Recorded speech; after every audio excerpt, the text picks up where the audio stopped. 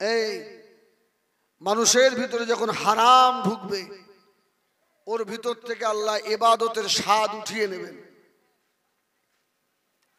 ইবাদতে আর মজা হবে না। এখন বলেন জুম্মার দিনে মসজিদে 2 রাকাত নামাজের পরে মুসল্লি থাকে না 90% বার হয়ে যায়? কেন বার হবে কেন? ওটা তো আল্লাহর ঘর। এই জন্য রাসূলুল্লাহ বলেছেন মসজিদটা হলো পানির মতো আর মুসল্লিরা হলো মাছের মতো। মাছের যত শক্তি পানির ভিতরে, তো মাছ পানি পেলে খুশি না বেজার? খুশি। আর যারা মুসল্লি নয় এদের জন্য মসজিদটা খাঁচার মতো আর মুসল্লিরা পাখির মতো। কোনো পাখিকে যদি খাঁচায় আটকে রাখেন, বন্দি করে রাখেন, ও শুধু পালানোর চেষ্টা করবে না? করবে না? এত বড় লক্ষ টাকা খরচা করে মাহফিল দিয়েছেন, শুধু আইসক্রিম বলার মতো হাঁকতে হচ্ছে এসো এসো। আর এখানে যদি একটা শয়তান ল্যাংটো মেয়ে ছেলেকে দাঁড় করিয়ে দেওয়া হতো, কাউকে ডাকতে হতো ভাই? তার মানে বুঝতে হবে আমাদের ভিতরে ক্যান্সার হয়ে গেছে। এগুলো সব ইউনিফর্ম, সব ইউনিফর্ম, সব ইউনিফর্ম। এর ভিতরে ক্যান্সার হয়েছে। মানুষের রুহের রোগ হয়, বলে না? এই রুহের ব্যাধি হয়। এই শরীরের ভিতরে 10টা জায়গা রয়েছে বাবা, যাকে বলা হয় 10 লতিফা। রুহ লতিফা, সেল লতিফা, খফি লতিফা, আখফা লতিফা, আতশ, খাক, বাত, আগুন, পানি, হাওয়া, মাটি এই শরীরের ভিতরে আছে। মানুষের রুহের রোগ ধরে বাবা। যারা রুহের রুগী ওদের মসজিদ ভালো লাগে না, মাদ্রাসা ভালো লাগে না, মৌলভী সাহেব ভালো লাগে না, আল্লাহর ওলি পীর তাবলীগ জামাত ভালো লাগে না। ওদেরকে শুধু দুনিয়া দুনিয়া ভালো লাগে, মেয়ে ছেলে ভালো লাগে, গান বাজনা ভালো লাগে, ফেসবুক ইউটিউব মেসেঞ্জার ভালো লাগে, আল্লাহ আল্লাহ রসুলের কথা ভালো লাগে না। তার মানে বুঝতে হবে ওই মানুষটা রুহের রোগী, ওর ভিতরে ক্যান্সার হয়ে গেছে। এখন এই রোগের ঔষধ তো কোনো ফার্মেসিতে পাওয়া যায় না। এই রোগের ঔষধ হলো আল্লাযীনা ইয়াযকুরুনাল্লাহা কিয়ামান ওয়া কুউদান ওয়া আলা জুনুবিহিম ওয়া ইয়াতাফাক্কারুনা ফী খালকিস সামাওয়াতি ওয়াল আরদ রব্বানা মা খালাকতা হাযা বাতিলান সুবহানাকা ফাকিনা আযাবান নার। আলা বিযিকরিল্লাহি তাতমাইন্নুল কুলুব। এর ঔষধ হলো আল্লাহ পাকের জিকির, নেক আমল। এর ঔষধ হলো আল্লাহ পাকের কোরআনের তেলাওয়াত। জোরে বলুন সুবহানাল্লাহ। ও আমার ভাইজানেরা, আল্লাহ পাক মনুষ্য জাতিকে বানিয়েছেন। আমি হিজবুল্লাহ আপনাদের জিজ্ঞাসা করি, এই মানুষ পৃথিবীতে পাঠানোর পূর্বে আর কোন জাতির বসবাস ছিল নাকি? এই পৃথিবীতে আর কোন জাতি ছিল আমাদের আগে? ভাই ছিল? হ্যাঁ না বল, আল্লাহর কি বল, ভালো লাগে না তুই তো হ্যাঁ কর। হ্যাঁ ব্যাস। আরে ছিল। কারা ছিল?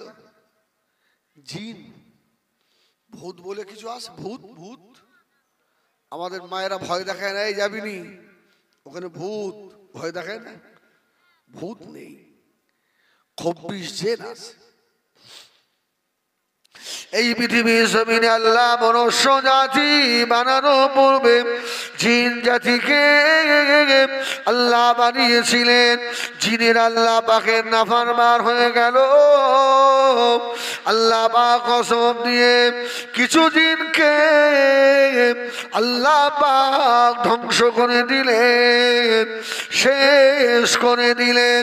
এবারে আল্লাহ ইচ্ছা করলেন, ওয়া ইয ক্বালা রাব্বুকা লিল মালাইকাতি ইন্নী জাইলুন ফিল আরদি খলিফা। আল্লাহ খলিফা বানাবে, মানুষ বানাবে। সুবহানাল্লাহ বলেন। কেন? এই আল্লাহর ইবাদতের জন্য। আর মখলুক আছে না নেই? ফেরেশতা আমাদের থেকে কম না বেশি? ফেরেশতা আমাদের থেকে কম না? কম তো না, না, ফেরেশতা অনেক। ফেরেশতার গণনা করা যায় না, এত ফেরেশতা। আচ্ছা, এক একটা ফেরেশতা কত বড় বড় হবে? হাত চারিক করে হবে? অবাক হবে। আল্লামা জালালউদ্দিন সুয়ুতি রহমাতুল্লাহ আলাইহি আযাইবুল মালায়েকা বলে একটা কিতাব লিখেছে। ওই কিতাবে লিখছে সব থেকে যেটা ছোট ফেরেশতা, ওই ফেরেশতার কপালটা পার হতে 300 বছর সময় লাগবে। সুবহানাল্লাহ বলেন। শুধু কপাল পার হতে 300 বছর। আর এক কানের লুধি থেকে আর এক কানের লুধি পর্যন্ত যেতে 750 বছর সময় লাগবে। সুবহানাল্লাহ।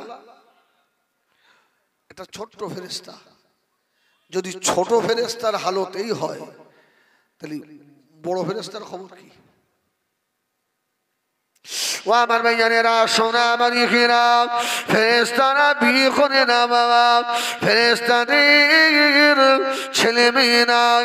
ফেরেশতারা সর্বদা আল্লাহ পাকের জিকিরে মশগুল। কোন ফেরেশতা সিজদা হালতে, কিয়ামত পর্যন্ত সিজদা হালতে। কোন ফেরেশতা রুকু হালতে, কিয়ামত পর্যন্ত রুকু হালতে। কোন ফেরেশতা দাঁড়িয়ে রয়েছেন কিয়ামত পর্যন্ত দাঁড়িয়ে আল্লাহ পাকের তাসবিহ তেলাওয়াতে মশগুল। শুধু তাই নয়, গাছপালা পশু পাখি সকলেই আল্লাহ পাকের জিকিরে মশগুল। আল্লাহ পাক কোরআনে জানালেন, ওয়ান-নাজমু ওয়াশ-শাজারু ইয়াসজুদান। এই গাছগুলো আল্লাহ পাককে সিজদা করে।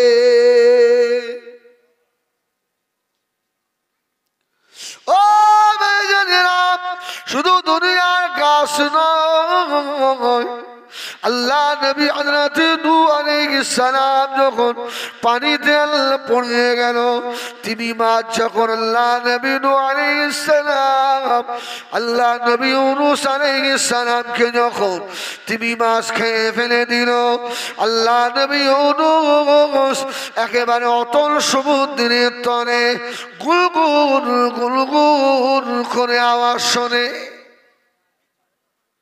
ইউনূস আলাইহিস সালাম ভিতর থেকে আল্লাহকে বলল, আল্লাহ এই অতল সমুদ্রের তলে গুনগুন আওয়াজ কিসের? আল্লাহ বলেছিল, ইউনূস এই সমুদ্রের তলে ছোট ছোট নুড়ি পাথরগুলো আমি আল্লাহ আমার জিকির করে। জোরে বলুন সুবহানাল্লাহ। তাহলে আল্লাহর ইবাদতের জন্য এত ফেরেশতা, এত গাছপালা, এত পশু পাখি সব আছে। আল্লাহ পাক আমাদেরকে খুব শখ করে বানিয়েছেন, ইল্লা লিয়াবুদুন, এরা আমার ইবাদত করবে। জোরে বলুন সুবহানাল্লাহ। এখন বলেন, অনেক মানুষ শখ করে গাই পোষে না? পোষে না? গাই পোষে না যে নিজের গায়ের দুধ খাবো। এখন গাই বাছুর দিয়ে যদি দুধ না দেয়, কি বলবেন? সামনে কুরবানির চাঁদ, এই কটা দিন ভালো করে খাওয়া, তারপরে দেখছি। অনেক মানুষ শখ করে গাছ লাগায়, ফলের গাছ, ফল হবে খাবো। গাছ খুব ভালো মাশাআল্লাহ, ফল যদি না দেয় গাছ রাখবেন না, কেটে ফেলবেন? ও গাছ দরকার নেই, কেটে ফেলবেন। তো আল্লাহ তো বান্দাকে শখ করে বানিয়েছে। জোরে বলুন সুবহানাল্লাহ। বান্দা তোরা আমি আল্লাহ আমাকে সিজদা করবি, সুবহান রাব্বিয়াল আলা বলবি, তো আমি আল্লাহ তোদেরকে আমার রহমতের কোলে তুলে নেব। জোরে বলুন সুবহানাল্লাহ। তোরা একটু আমি আল্লাহকে ডাক, এটা আল্লাহ খুশি হন। কিন্তু সেই ইবাদত থেকে আমরা অনেক দূরে আসি না? নেই? দূরে নাই? ও আমার বেজানেরা, আমরা দুনিয়াকে যত ভালোবাসি আল্লাহ দিনকে অত ভালোবাসি না। আমরা মোবাইল ফোনটাকে যত ভালোবাসি আল্লাহর কোরআনটাকে অত ভালোবাসি না। ও সোনা মালিকেরা, কান খাড়া করে শুনি না বাবা, এই দুনিয়ার পেট জীবনে ভরাতে পারবে না। এর এত বড় পেট বাবা, আল্লাহ নবী ফরমাচ্ছেন আর দুনিয়া উসিফা অতালিবুহাল খিলাফ। ও দুনিয়া মানুষেরা, এই দুনিয়াটা হলো একটা মরা জানোয়ারের মতো।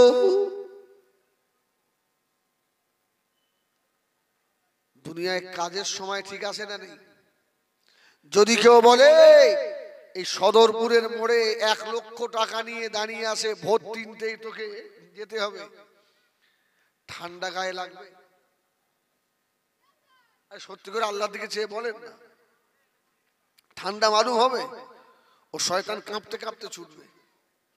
আর যদি বলা হয় আজান হয়ে গেছে, ওঠ না, নামাজটা পড়ে আইতে, নামাজ পড়ে, আজকে বিরাট ঠান্ডা, আজ বিরাট ঠান্ডা, থাক সেই বেলা হটুক, জোরের আগে একবার কাঁচা পড়ে দেবো, আছে না নেই? দুনিয়ার পেট ভরতে পারবে না বাবা, শুনে রেখে দাও ও জওয়ানেরা, যুবকেরা। আল্লাহ নবী ফরমাচ্ছেন এই দুনিয়া মরা জানোয়ারের মতো, তোমার আওলাদ সন্তানেরা সব তোমার ফিতনা। ইল্লামা আমওয়ালুকুম ওয়া আওলাদুকুম ফিতনা। ও সোনা মালিকেরা, আল্লাহ কোরআনে আরো জানালেন, ওরে আমার বান্দারে শুনে রেখে দে, ছেলে মেয়ে বিবি বাচ্চা কোনো কাজে আসবে না, কাজে আসবে তোর জীবনের নেক আমাল।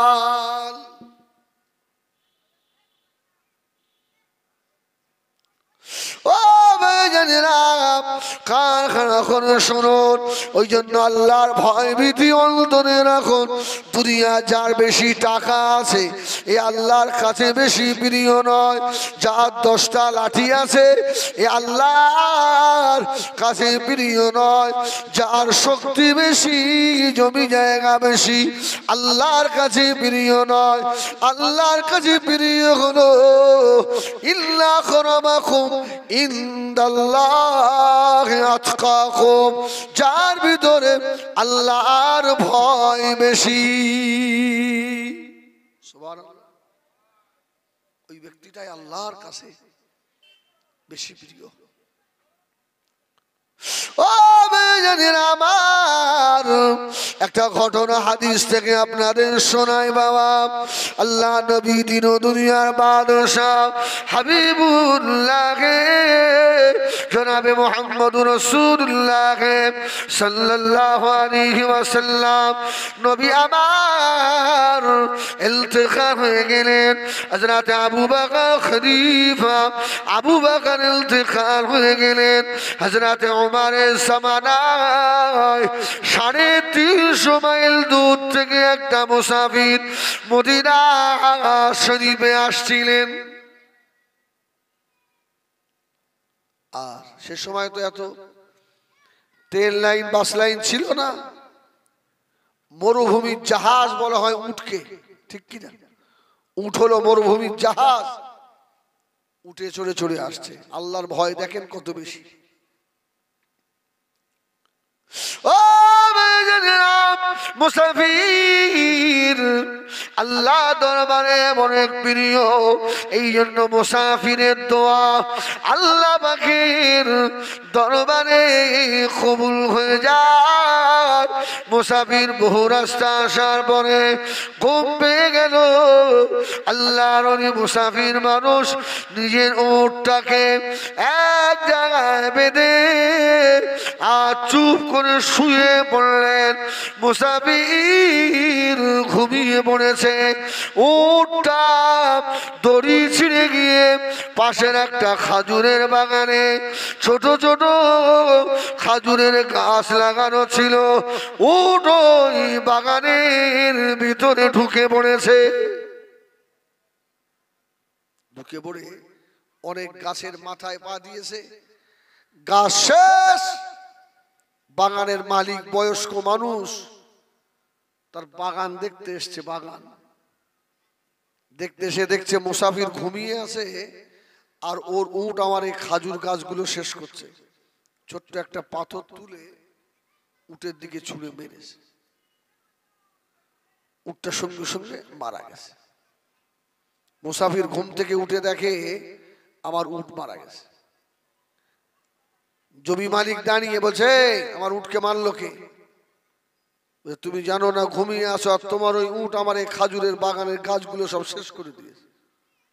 আমি ছোট একটা পাথর নিয়ে মেরেছি, তোমার উট মারা গেছে। মুসাফিরের চিন্তা, আমি এই রাস্তা যাব কি করে? মাথা গরম হয়ে উঠে গিয়ে মুরব্বিটাকে এক চড়, মুরব্বিটা পড়ে গেছে। এবার উপায়, আমরা হলে কি করব? ও থাক, আমরা পালাই। ও আমার বিজনেরা শোনা মানিকেরা, হাদিসে ঘটনা শোনাচ্ছি বাবা। মুসাফির ওই সময় দাঁড়িয়ে দাঁড়িয়ে কাঁদতে লাগলেন। আল্লাহ পাক এ যে মরে যাবে, মারা যাবে, আমি বুঝতে পারিনি। আল্লাহ আল্লাহ, মানুষ হত্যা করা মহাপাপ, আমার কি উপায় হবে? আল্লাহ আমি যে জাহান্নামী হয়ে যাব। চুপ করে দাঁড়িয়ে রইলেন। সন্ধ্যা হয়ে গেল। মুসাফিরের ছেলেরা বাবাকে দেখতে এসে দেখে জমির উপরে আর মরে পড়ে রয়েছে। পাশে মুসাফির দাঁড়িয়ে মুসাফিরকে জিজ্ঞাসা করলো, ও বাবা মুসাফির, আমার আব্বাকে কে মেরেছে বাবা? ওই সময় মুসাফির জবাব দিয়েছিল, বাবা আমি মুসাফির মানুষ, আমার এই উট গিয়ে তোমার বাগানের কয়েকটা চারা নষ্ট করাতে তোমার বাপ আমার উটকে মেরে ফেলেছে। তোমার বাবাকে জনমের মতো মেরে দেওয়ার ইচ্ছা ছিল না, যে একটা মেরেছি মুরব্বিটা মারা গিয়েছে। ও আমার মেয়েরা, সোনা মালিকেরা, ওই সময় বাগান মালিকের ছেলে বলেছিল, বাবা মুসাফির তোমাকে ছাড়া হবে না বাবা, তোমাকে এখন নিয়ে যাব মদিনা শরীফে হযরত আমিরুল মুমিনিন খলিফাতুল মুসলিমিন হযরত উমরের কাছে। জোরে বলুন সুবহানাল্লাহ। এই উমরের রাগ কম না বেশি? বেশি না? রাসূলুল্লাহ বলেছেন, আশাদ্দুহুম ফি আমরিল্লাহ উমর।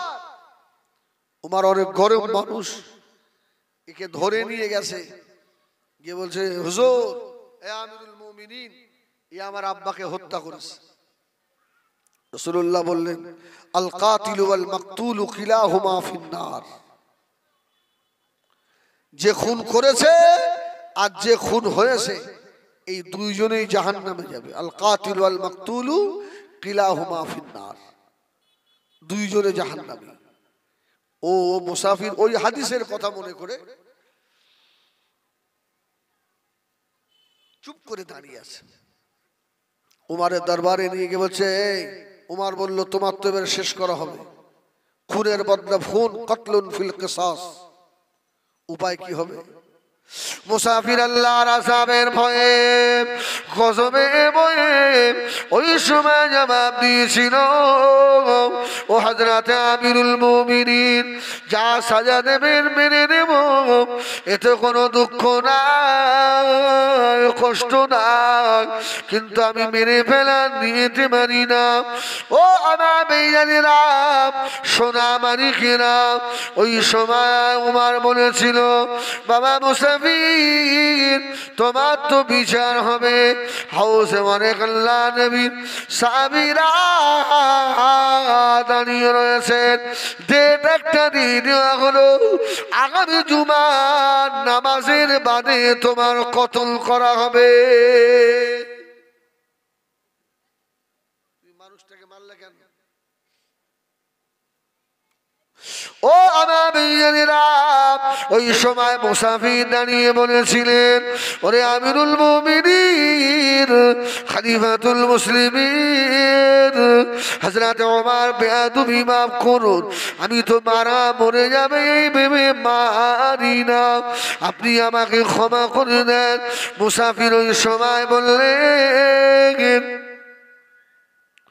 আমাকে মেরে দেবেন, আমি দুনিয়ায় সাজা পেয়ে যাব, আল্লাহ আমাকে কঠিন জাহান্নামের আযাব ও তো আমাকে সইতে হবে না। যদি বলুন সুবহানাল্লাহ। ধরে নিয়ে গেছে ওর কতলের হুকুম। মুসাফির দুঃখিত নয়, খুশি, আল্লাহ দুনিয়ার সাজা হয়ে যাক, কিন্তু জাহান্নামের আগুন তো সহ্য করা যাবে না। ও হুজুর আমার ওই সময় বলেছিল, বাবা মুসাফির, তাই জুমার নামাজের বাদে তোমাকে কতল করা হবে, জানে মেরে দেওয়া হবে। মুসাফির দাঁড়িয়ে বলেছিল, ও হযরত ওমর, বেয়াদবি মাফ করুন, বেয়াদবি ক্ষমা করুন, আমার বাড়ি এখান থেকে বাড়ি হলো 350 মাইলের রাস্তা, আমার কাছে একজন গায়ের কম ইহুদির কাছ থেকে আমি কিছু কর্জ নিয়েছিলাম, কিছু পয়সা নিয়েছিলাম, আমাকে পরিশোধ করে আসতে দেন, কেননা সারাটা জীবন মুসলমানেরা যেন এই বদনাম ঘাড়ে নিয়ে না করে। সুবহানাল্লাহ। তাম পৃথিবীর লোক বলবে মুসলমানরা ফাঁকি দেয়। আচ্ছা, মুসলমানরা ফাঁকি দেওয়া যাত? এই ফাঁকি দেওয়া যাত? না না। আল্লাহু আকবার। ওই সময় ছেলেটা বলল যে আমাকে একটু ছেড়ে দেন না, আমি আমার দিনদার ব্যক্তিটার, পাওনাদার ব্যক্তিটার পাওনাটা পরিশোধ করে আসি, মুসলমানদের ইতিহাস যেন খারাপ না হয়ে যায়। জোরে বলুন সুবহানাল্লাহ। এখন আসামি হাতে পেয়ে কেউ ছেড়ে দেবে? এই সহজে ছাড়বে?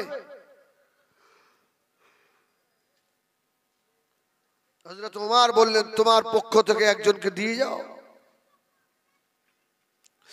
ও ছেলেটা পিছন দিকে তাকিয়ে দেখে আমার আত্মীয় স্বজন কেউ নাই, মা নাই, বাবু নাই, ভাইরাও নাই। আল্লাহ, আমার উপায় কি হবে? এখন আমি সাক্ষী কোথায় পাবো আল্লাহ?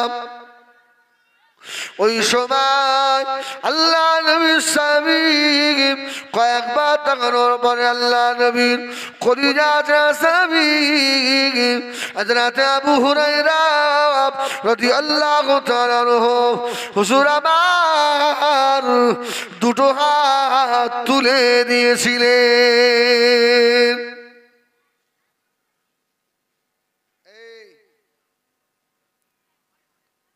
আমি আছি, ওকে ছেড়ে দেন, ও বাড়ি চলে যাবে। ও ভাইজানেরা, আল্লাহ নবীর খলিজার টুকরা সাহাবী দাঁড়িয়ে বলেছিল, এ নবী পাকের সাহাবীরা,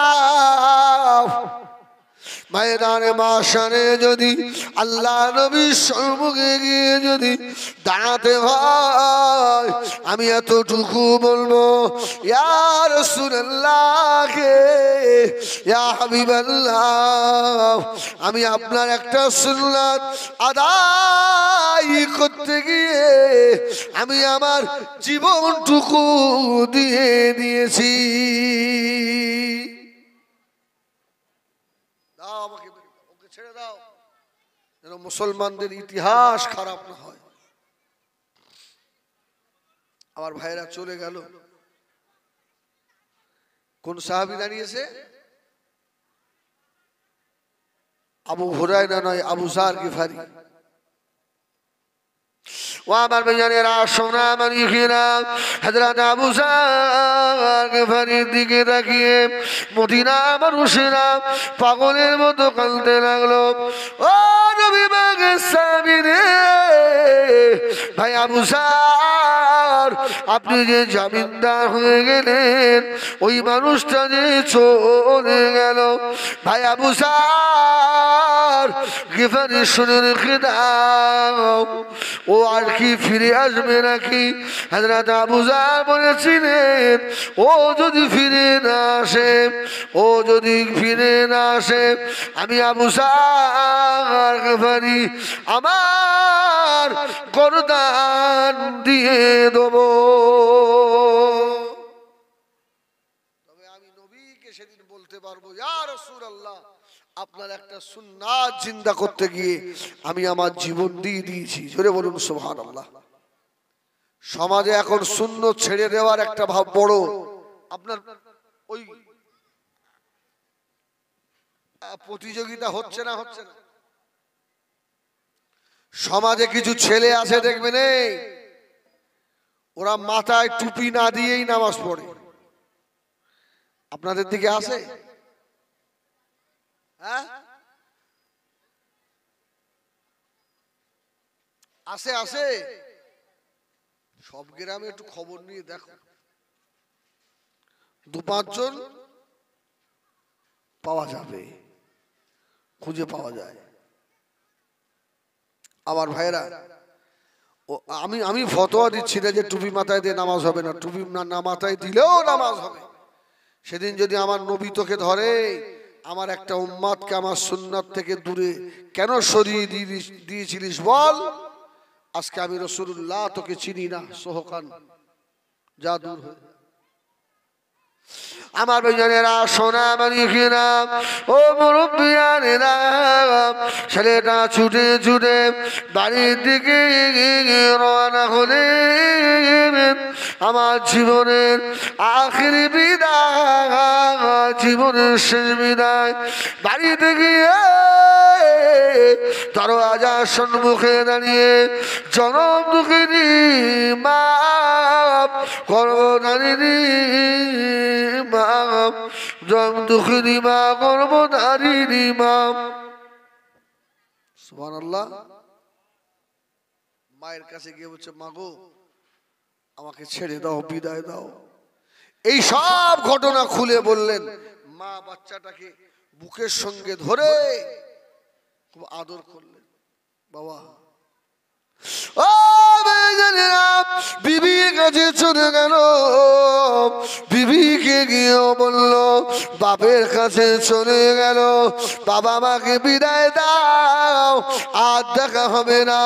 আল্লাহ যদি দেখা করার ময়দানে মাশারে দেখা হবে। জোরে বলুন সুবহানাল্লাহ। ইহুদি টাকা পরিশোধ করে দিয়েছে, অল্প রাস্তা নয়, 350 মাইল রাস্তা। সুবহানাল্লাহ, 350। ও বাবা দুঃখিনী, চলে গেলাম, আর দেখা হবে না। আমি জাহান্নামের আযাব সইতে পারবো না মা। আল্লাহ নবী বলেছেন আল কাতিল ওয়াল মাকতুলু কিলাহুমা ফিন্নার, দুইজনেই জাহান্নামী হয়ে যাবে। এদিকে মদিনার মসজিদে নববী শরীফে জুমার আযান হয়ে গেল। মদিনায় সব কান্নার ঢল নেমে গেছে। এসে বলছে ভাই আবু জার কেন জাবিরদার হলে? এই তো জুমার নামাজ শুরু হলো, জুমার মধ্যে যদি না এসে পড়ে তোমার তো গর্দান যাবে। সবাই কাঁদছেন, হযরত আবু জার কাঁদে না। জোরে বলুন সুবহানাল্লাহ। আবু জার জানে যে মুসলমান কোনদিন কথার খেলাফ করে না। জোরে বলুন সুবহানাল্লাহ। ও আমি জানিলাম ফাঁসির কাঠগড়া চালু হয়ে যাবে। জুমার নামাজ হয়ে গেল। মদিনা শরীফে কান্নার রোল উঠে গেল। ভাই আবু জার আপনার মতো সাহাবী চলে যাবে। হযরত আবু জার গিফারীকে হযরত ওমরের কথা শুনে ফাঁসির মঞ্চে নিয়ে গিয়ে হাজির করলো। শুধু গলায় দড়িটা পড়াবে। হযরত ওমর খেয়াল করে দেখে মদিনার মরুভূমির উপর দিয়ে একটা ঘোড়া যেন দ্রুত গতিতে ছুটে আসছে। যদি বলুন সুবহানাল্লাহ। এখন উপায় ও ভাইজানেরা, সোনা মালিকেরা, আল্লাহকে ভয় করুন। আল্লাহ যেন হয়ে যায়, আল্লাহ তাদের হয়ে যায়। ছেলেটা শুধু এসে দাঁড়িয়েছে। হযরত আবু জার গিফারীর গলায় ফাঁসির দড়ি দেওয়া হবে। দূর থেকে চিল্লাচ্ছে ও হযরত ওমর আরেকটা মিনিট সময় দেন, আমার ভাইকে কষ্ট দেবেন না, আমার আবু জার গিফারীকে আর কষ্ট দেবেন না। আমি সময় মতো পৌঁছে যেতাম। আমার উটের জির পোষ ছিঁড়ে গিয়েছিল, ওই জন্য একটু আসতে দেরি হয়ে গেছে। ও ভাইজানেরা, ছুটে ছুটে গিয়ে ফাঁসির মঞ্চে দাঁড়িয়ে আল্লাহ নবীর সাহাবীদের দিকে তাকিয়ে বলেছিলেন, এ নবী পাকের সাহাবীরা শুনে রাখো, এবারে আবু জার শুনে এলো। ছেলেটায় গলায় রশি পড়াবে ওই সেই বুড়ো যাকে ওমর মেরে দিয়েছিল। ওই বুড়ো দুই ছেলে এসে ফাঁসির মঞ্চের সম্মুখে দাঁড়িয়ে পাগলের মতো কাঁদতে লাগলেন। যদি বলুন সুবহানাল্লাহ। খুব কাঁদছে। কি খবরে তোমরা কাঁদছো কেন? তোমার আব্বার এ মেরেছে, এখন এর ফাঁসি হবে, তোমরা কাঁদছো কেন?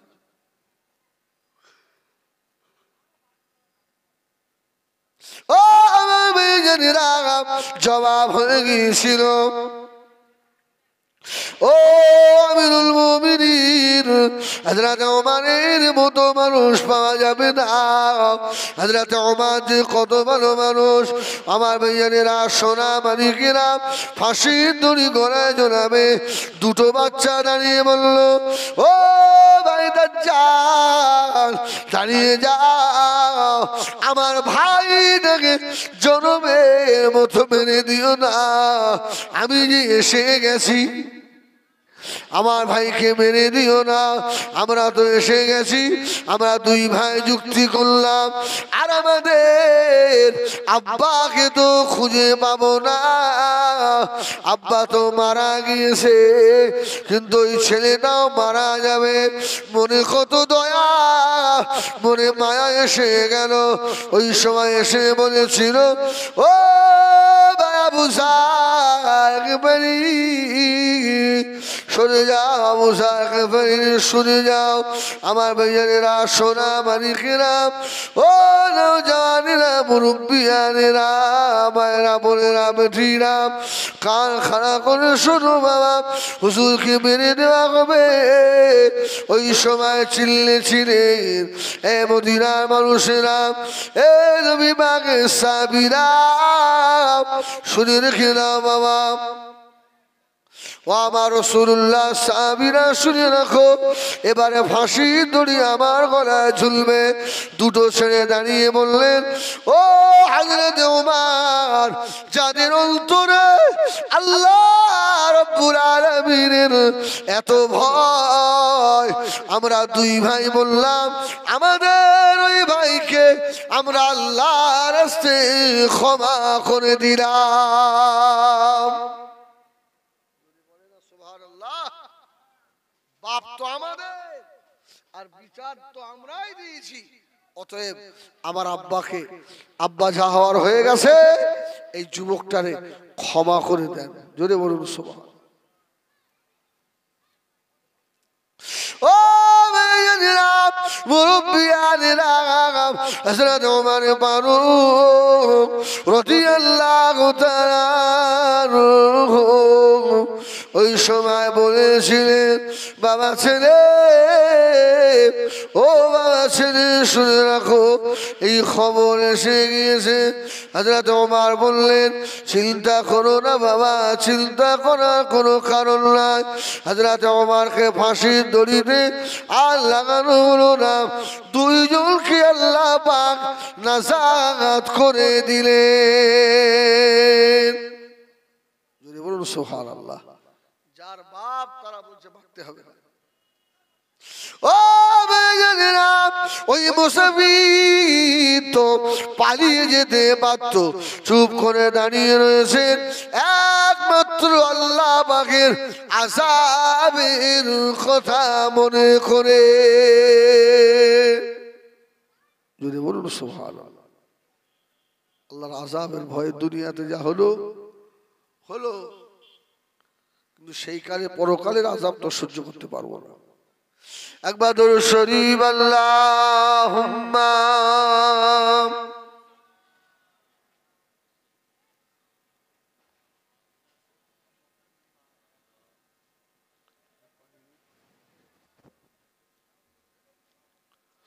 ও সোনা মানিকেরা, আল্লাহর ভয় যদি কলিজা থাকে, আল্লাহ আপনাকে ইবাদত করবেন।